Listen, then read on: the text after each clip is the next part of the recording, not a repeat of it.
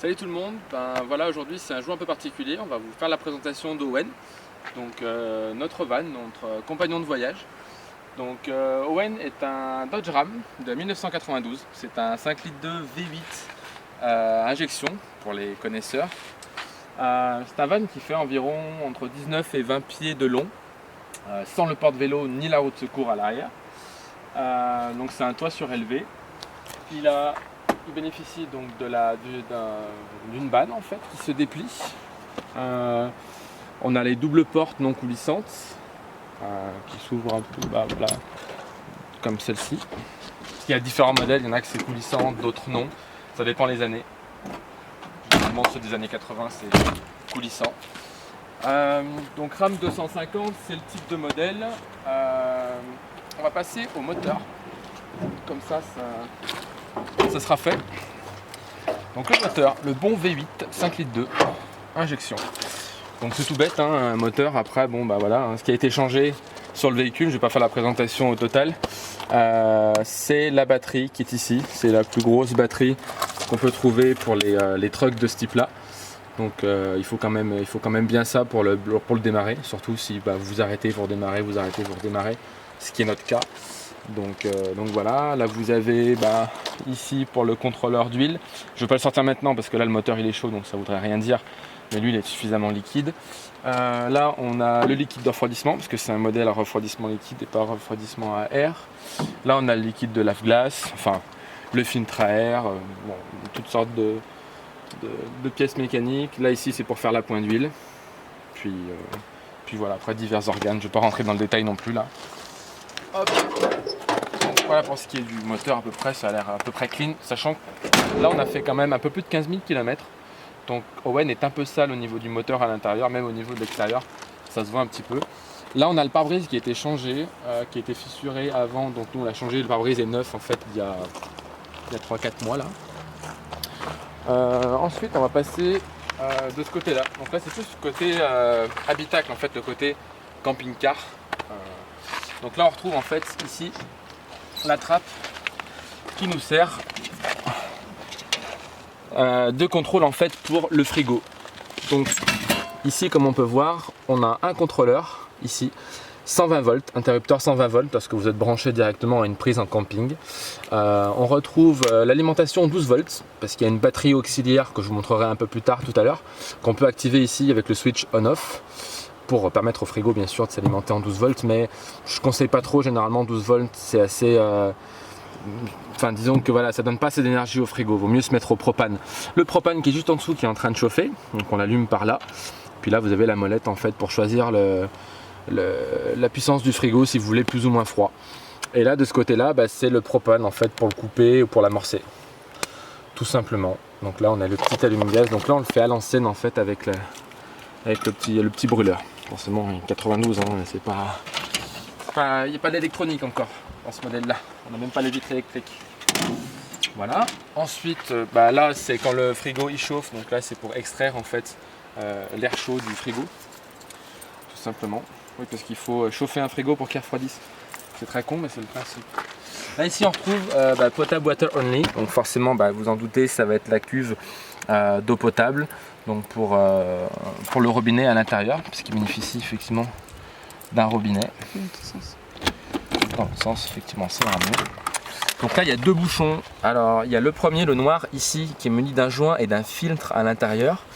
C'est pour se brancher directement, par exemple, au camping, peu importe, n'importe où, en fait, vous branchez directement le tuyau à cette valve-là en vissant. Et automatiquement, c'est la pression de l'eau qui arrive là, qui va dans le robinet. Donc, pas besoin d'allumer la pompe quand on se branche ici. Là, le petit filtre qu'il y a derrière, en fait, ça, c'est juste quand on remplit la cuve d'eau potable à ce niveau-là. En fait, quand il y a un surplus d'eau, c'est pour faire échapper l'air. Sinon, en fait, il y aurait de l'eau qui arriverait tout le temps et puis ça dégorgerait en fait d'ici. Donc, c'est juste pour faire échapper l'air qu'il y a dans la cuve. Et l'eau, bien sûr, se met par ici. Donc, c'est un tank qui fait environ 60, je dirais à peu près 60 litres d'eau, donc ce qui est déjà assez confortable. Et je vous montrerai ça tout à l'heure avec le contrôleur à l'intérieur. Donc ça, ensuite ici on retrouve le propane. Donc le bouton jaune à gauche cesse des vis et c'est par là que se remplit directement le propane en fait. Bon, je ne vais pas le deviner en entier, mais c'est ici que vous allez faire le plein de propane. Donc la cuve est carrément dessous. On a à peu près, je dirais, 10 gallons de propane. Me demandez pas combien ça fait en litres, je ne sais pas le calculer pour l'instant, mais vous pouvez trouver ça sur internet. Là vous avez la valve pour le propane, pour l'ouvrir ou pour le fermer. Là l'étiquette rouge qui est à côté, c'est juste qu'on est passé sur le ferry à Vancouver, parce que c'est obligatoire. Mais il faut bien fermer la valve de propane à chaque fois que vous passez des traversées, c'est hyper important. Donc voilà, donc là ça se fait automatiquement, vous ouvrez, vous fermez à chaque fois que vous voulez vous servir du propane. Et là vous fermez ici à ce niveau là. Ensuite on va passer sur l'arrière. Ici on a le même type de trappe que tout à l'heure. Donc c'est toujours la même clé qui va l'ouvrir. Donc là c'est marqué effectivement 120 volts. Donc là vous allez y retrouver la prise.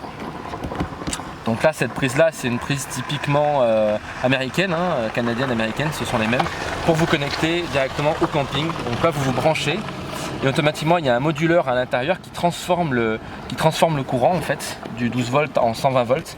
Donc après tout ce qui est à l'intérieur du van est alimenté directement via cette prise là. Donc tout ce que vous branchez en 120, toutes les prises après pourront fonctionner là-dessus. Le frigo, vous le switcherez, vous passerez en 120 directement, même si le frigo c'est bien 12 volts.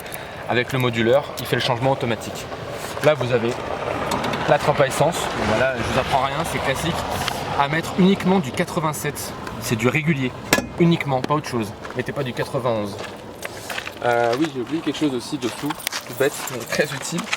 Donc là c'est pour ici pour vider la tank d'eau usée. Alors en camping-car en fait il faut savoir qu'il y a deux types de tanks d'eau usée. On a les eaux noires et on a les eaux grises. Nous les eaux noires en fait c'est les toilettes. On a un toilette portatif parce que c'est quand même plus pratique que d'avoir un toilette fixe. Ça c'est les eaux grises, donc là c'est uniquement les eaux en fait usées de l'évier. Donc tout ce qui est vaisselle. Donc ici en fait vous, je ne vais pas le faire parce que c'est un peu rempli, vous tirez en fait à ce niveau là, vous dévissez dessous. Et automatiquement l'eau va descendre. Donc, vous mettez au-dessus d'une bouche d'égout ou quand vous faites le dump dans une station qui sont faites pour, vous mettez au-dessus, vous tirez et ça s'écoule directement. Si vous êtes un peu loin du dump, il y a un tuyau que je vais vous montrer qui est fourni avec pour avoir une rallonge. Donc c'est très très simple. Ça faut pas oublier de le fermer à chaque fois, sinon vous allez en mettre de partout. Hop.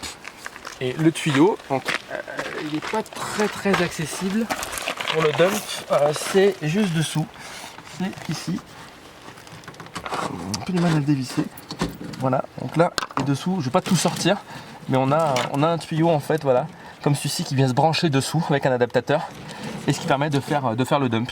Ça c'est surtout les camping-cars, hein. Même les camping-cars d'aujourd'hui possèdent ce genre de tuyau. Donc c'est pas révolutionnaire, mais c'est super pratique. Hop. Ensuite on va passer à l'arrière. Donc là le van possède un attelage donc qui sera directement sur le van, hein, ça c'est partie intégrante du véhicule. Par contre ce qui n'est pas fourni avec c'est le porte-vélo qui est notre ami Rouba qui nous l'a prêté gentiment. Les vélos sont à nous bien sûr. Et puis à travers on voit la roue de secours qui est juste derrière. Donc la roue de secours pareil, si vous la voulez pas, vous pouvez l'enlever, c'est pas quelque chose qui est fixe, hein, c'est juste des boulons qui sont là à ce niveau-là, puis de l'autre côté de la portière, donc on peut très bien l'enlever si ça prend trop de place, si vous voulez mettre autre chose par exemple. Mais bon, nous on a essayé de la garder, on ne sait jamais, même si on n'a jamais crevé. Ensuite on retrouve une échelle qui est bien pratique et pas disponible sur tous les modèles. Une vraie échelle, pas genre une échelle qui se dessoude à chaque fois. Donc là on peut faire le test, hein, je peux monter dessus, j'y monte relativement souvent, je vais vous expliquer pourquoi. C'est tout bête. C'est qu'en fait au-dessus, on la voit peut-être pas parce qu'elle est pleine, mais je prends l'appareil photo là, hop. En fait on a une douche solaire, donc c'est assez archaïque comme système. Tiens, je te laisse l'appareil photo. C'est assez archaïque comme système, mais c'est très pratique. Nous on l'a utilisé combien? Je sais pas, une dizaine de fois là, à peu près. Donc c'est assez pratique, ça chauffe avec le soleil, vous la mettez à l'envers, vous la remplissez, elle est sur le toit. Moi j'ai fixé avec 2 cordes. Je l'ai accroché au bar en fait sur le dessus, ça tient très bien. Donc voilà, pour l'échelle aussi, vous voyez, elle tient très bien. Ok, faut pas s'y pendre non plus à 15. Ça va rester aussi, c'est un support de caméra pour une GoPro, au cas où. Voilà, c'est bête. Je crois que j'ai à peu près fini. Le reste, ça va concerner l'intérieur du van. Donc, les pneus. Oui, les pneus après c'est des pneus de van classiques, hein. Voilà, les Yokohama, mi-terrain. Bon. Donc, nous on va un peu de route avec, on va dans les chemins aussi avec. C'est du XL, donc, pour ceux qui connaissent un pneumatique, c'est des extra load. Donc c'est des pneus en fait qui sont renforcés sur les flancs. Donc ils sont un peu plus résistants que les pneus de voiture classiques au niveau de la charge. Et là, ici pour ceux qui se demandent, c'est marqué hot, donc forcément faut pas mettre sa main devant. Ça c'est quand vous mettez le chauffage, parce qu'effectivement il a un chauffage et il est isolé pour l'hiver, si vous voulez partir l'hiver. Après on n'a jamais testé, mais quand vous avez le chauffage en route, ne jamais mettre sa main devant, c'est hyper chaud. Et le chauffage après donne à l'intérieur, ça se règle tout par l'intérieur. Et le chauffage fonctionne aussi au propane. Il démarre à l'électrique et il chauffe au propane. Les moustiques sont assez pénibles. Voilà, donc là je vais vous laisser avec Marion, on va vous expliquer au niveau de l'intérieur comment ça se passe. Peut-être qu'on reviendra à la rigueur sur la batterie auxiliaire, les branchements et l'onduleur, mais ça on en reparlera un peu plus tard. Oui, donc comme Alex vous disait, je vais vous montrer l'intérieur. Donc ça commence par les portes ici. Donc il y a 2 fenêtres de chaque côté qui s'ouvrent en fait à ce niveau-là. Puis elles sont toutes les 2 équipées d'une moustiquaire. Comme là, actuellement, il y a plein de moustiques, on est en train de se faire bouffer. Donc c'est super pratique. Donc chaque fenêtre est équipée de rideaux. Donc les rideaux sont vraiment adaptés pour le van. Donc on verra un peu plus tard. Et sur chacune des portes, donc on a ici 2 compartiments. Nous on y a mis nos chaussures, mais ça peut être tout à fait un compartiment, vous pouvez mettre ce que vous voulez. Ici on a un petit marche-pied, donc tous les vannes ne sont pas équipés, donc c'est quand même toujours agréable. Et hop, on va monter dans le van. Ici je vous montre juste qu'il y a une moustiquaire aussi qui est accrochée par ici et qui se déroule complètement jusqu'en bas. Donc c'est super pratique quand on fait des barbecues ou des pique-niques et qu'on laisse les portes ouvertes, on a quand même la moustiquaire qui est ici. Alors, je vais te laisser monter. On va commencer par le poste de conduite. Donc on a 2 sièges ici en simili-cuir, dont celui-ci, donc le siège passager, est un siège capitaine. Ça veut dire qu'en fait il se retourne complètement pour pouvoir se positionner dans la direction, donc face en fait au van. Alors à l'avant, donc on a ici une boîte à gants, donc où on peut mettre des petites affaires, donc c'est assez pratique. Ici, je ne sais pas si on voit bien, il y a une petite poignée qu'on peut appuyer ou tirer. C'est écrit vente comme ventilation, ventilateur, comme vous voulez. C'est une petite trappe en fait, quand vous roulez, ça ouvre de l'air et ça donne de l'air frais. Parce qu'il n'est pas équipé d'une clim, mais ça donne vraiment la sensation de frais. Ensuite, donc ici, on a des porte-gobelets, donc 2 porte-gobelets. Des petits trucs pour ranger nos affaires. Un autoradio qui reste dans le van. Ensuite, il y a un système de chauffage, donc il y a toujours donc, pas de clim, mais quand même le chauffage fonctionne quand même assez bien, avec plusieurs vitesses. Un allume-cigare qui fonctionne super bien. Et puis ensuite, donc ici, c'est les feux, donc, pour allumer ou éteindre les feux. Voilà. Démarre au quart de tour, donc il est super bien, il démarre comme ça tout le temps, donc c'est parfait. On est actuellement à 221 600 km, donc effectivement 15 000 km précisément. On a le frein à main ici à gauche, qui est un frein en fait qui s'appuie, donc un frein au pied plutôt. Et ici c'est pour ouvrir le capot à l'avant. Et c'est pas fini. On a ici un régulateur de vitesse, donc je sais pas si on va bien le voir. Au-dessus du siège en fait, au-dessus donc on a un système, donc un grand espace. Donc nous en fait on a mis notre matelas, notre duvet, on a mis plein d'affaires, mais il y a la possibilité de rajouter soit des planches qui s'installent ici pour faire un lit supplémentaire, ou alors on le voit pas ici, mais nous on l'a acheté avec une télé. On l'a enlevé parce qu'on s'en servait absolument pas, mais il y a une prise, il y a une antenne en haut et les câbles sont à l'arrière, et donc la possibilité de rajouter une télé si vous le souhaitez. Ça fonctionne, on l'avait testé la télé, donc les antennes fonctionnent bien, donc voilà, il y a ces possibilités là. Ici on est à la cuisine. Alors la cuisine, donc elle se compose d'un plan de travail. On a ici un grand tiroir, on a mis toutes nos affaires. C'est un tiroir qui se bloque en fait pour la route, c'est pratique. Un frigo, donc le frigo est quand même suffisamment grand. Vous voyez, on a quand même pas mal de bazar. Alors comme Alex le disait, c'est un frigo qui fonctionne à la fois au propane, au 12 volts et au 120 volts. Nous on le laisse principalement au propane, c'est comme ça qu'on a le plus de froid. Mais il peut se brancher à tout type. On a 2 prises électriques ici qui fonctionnent uniquement au 120 volts, donc quand vous êtes branché au camping. Ensuite on a donc des grandes fenêtres ici de part et d'autre du van, toutes équipées de moustiquaires. D'ailleurs les vitres sont teintées, donc aussi c'est quand même plutôt agréable quand on est dedans, comme ça on évite d'avoir des gens qui nous voient de l'extérieur. Donc ici on a le lavabo, donc je vais parler d'ici du... Bon, j'en parlerai plus tard. Donc en fait on a le lavabo, on a donc de l'eau froide qui coule. On n'a pas d'eau chaude, donc c'est uniquement de l'eau froide, donc c'est ça. En dessous on a plusieurs rangements, donc des placards pour ranger toute la vaisselle, les ustensiles de cuisine, tout ce qui est un petit peu ménage et tout ça. Ici on a le gaz, donc on a 2 poêles de gaz, 2 ronds qui fonctionnent tous les deux, donc évidemment au gaz, et là il n'y a pas besoin de manipulation particulière, juste le feu puis c'est bon. Voilà. Donc j'en arrive à ce panneau de contrôle qui est en fait un petit panneau qui, donc déjà la pompe ici ça nous permet donc d'activer et de désactiver l'eau. Et ici on a le moniteur qui nous donne en fait l'indication de nos niveaux. Donc le niveau de la batterie qui est la batterie marine, la batterie donc qui nous permet de faire toute l'électricité et allumer les lumières par exemple. Le gaz, donc là on n'est pas sûr que cette jauge là fonctionne, mais en tout cas ça nous donne une indication. L'eau fraîche, donc là on a rempli tout à l'heure, donc on est au top. Et ici c'est les tanks, donc les tanks d'eau de l'évier, donc de l'eau usée effectivement. Qu'on sait quand il est temps, quand ça devient rouge ici, on sait qu'il est temps d'aller faire le dump et donc de vider l'eau. C'est super pratique d'avoir ce moniteur là, ça nous donne vraiment des indications, on le regarde tous les jours, plusieurs fois par jour, on se fie vraiment beaucoup à cet indicateur. Je remarque ici donc juste qu'on a de la lumière, donc ici on a plusieurs niveaux d'éclairage, donc celui-ci. On a de la lumière ici également. On a de la lumière ici. Et ensuite on a de la lumière dans le placard, donc j'allume tout comme ça on verra bien. Puis ensuite il y a aussi à l'avant, mais c'est quand on ouvre les portes en fait il y a un connecteur et donc c'est à partir de là que la lumière s'allume. Ici on a une fan, donc une fan c'est fantastique, c'est pas une clim mais c'est vraiment un ventilateur qui permet de faire sortir ou de rentrer l'air. Donc en fait il s'active, en fait il y a plusieurs niveaux, 1, 2, 3. On l'ouvre, on met au froid ou au chaud, donc nous on met au froid parce qu'il fait super chaud. Et on fait sortir l'air chaud. Et en fait, dessous, c'est la vie. Ça nous permet vraiment de ventiler et on sent vraiment l'air frais instantanément. Quand on est notamment dans le lit ou sur le canapé, c'est très très agréable. Donc en général, on est en position 1. Donc voilà, ça c'est la fan.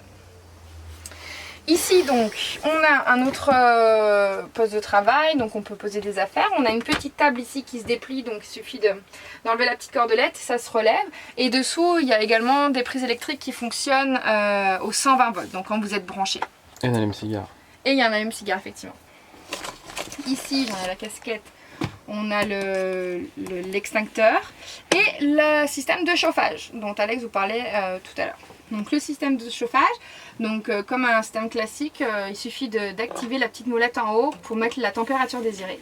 Là ensuite le chauffage va se lancer électriquement, puis on va entendre la flamme qui se lance et là après le propane prendre le relais pour chauffer. Donc il y a quand même besoin de l'électricité pour lancer le chauffage, mais une fois qu'il est lancé c'est le propane qui joue et le chauffage sort ici, par là. Et ça fonctionne super bien, on l'a testé plusieurs fois. Ici, il y a à nouveau un placard, donc là on met pas mal d'affaires aussi, assez profond. Vraiment le van est équipé avec beaucoup de rangements. Donc là on arrive sur la partie salon, donc là c'est le canapé, la table. On a à nouveau plein de rangements ici, donc la vaisselle, on a des affaires, les souvenirs, etc. Tout est rangé là. On a également ici tout un pan où on peut ranger d'autres affaires, donc vraiment quand on part on se rend compte qu'on a plein d'affaires, donc c'est rangé là. Encore des placards ici, donc là c'est des placards qui sont longs, donc là on a mis tout ce qui était nourriture, garde-manger. Et sur ces 2 placards là on a mis nos vêtements avec un miroir. Coucou. Tac. Dans le fond, on a un petit placard, donc il peut être aménagé de différentes manières. Donc nous, c'est un peu notre salle de bain, puisqu'on a mis nos serviettes de bain. Ici, on a mis tout ce qui était produits de toilette, etc. Donc on a mis des boîtes. Il y a pas mal de rangements encore, parce que sur les côtés, il y a un petit rebord où on peut ranger des choses. Et en dessous, on a donc le ventilateur et le toilette sèche. Enfin, c'est pas vraiment sèche, c'est un toilette portatif. où en fait effectivement on remplit la chasse d'eau. Donc c'est un toilette normal, il suffit simplement de le vider quand on fait le dump. Puis il y a une petite caissette en dessous qui récolte les petits pipis, évidemment. Voilà, ici encore un peu de rangement. Donc ensuite, comment ça se passe pour faire le lit? Donc je pense qu'on vous montrera plus tard. Mais en gros, il faut enlever la table, évidemment. Enlever quelques coussins, puis c'est ici que ça se tire. On tire comme ça et on arrive à faire un lit qui arrive à ce niveau-là. Donc c'est un lit qui est un lit double. Voilà. Et la dernière chose, évidemment, et non des moindres, c'est l'onduleur et la batterie marine qu'on a fait installer avant de partir. Donc en dessous ici. Se pencher. Ici il y a 2 prises électriques et un petit interrupteur qu'on active, qu'on désactive.